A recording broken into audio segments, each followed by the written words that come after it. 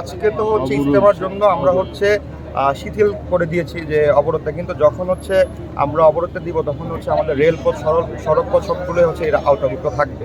যখন আমরা এখন সরকার যদি এক সুস্থ সমাধান না করে তাহলে আমরা হচ্ছে বাধ্য হয়ে আসলে রাস্তায় নামতে হয়। আমরা জনভোগান্তি আমরা চাই না, কিন্তু কিছু করার নেই। সরকারের দাবি যদি তারা যদি ঘুমিয়ে থাকে, আসলে মন্ত্রণালয় থেকে আমার তিতুমির কত দূরে আসলে জানা নাই।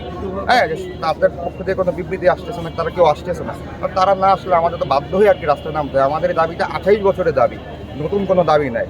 তো আমরা চাই সরকার পক্ষ থেকে সুস্থ একটা সমাধান আসুক এবং সরাসরি ঘোষণা আসুক। ঘোষণা না আসলে আমরা হচ্ছে মাঠ ছাড়ব।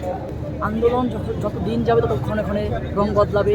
দফা আপনি জুলাই আগস্ট দেখুন, 9 দফা শেষ, কিন্তু 1 দফা এসেছে। আর 1 দফার ভিতরে কিন্তু যেমন 9 দফা ছিল ঠিক তেমনই 1 দফা, এই 1 দফার ভিতরে 7 দফা আছে।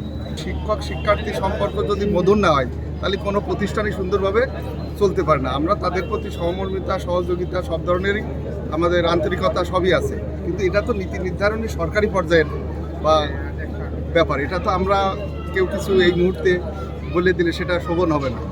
এটা সরকার সেইভাবে চিন্তা করব, যেটা ভালো হয়, শিক্ষার্থীর জন্য ভালো হয়, শিক্ষকের জন্য ভালো হয়, সেটাই আমরা আশা করছি।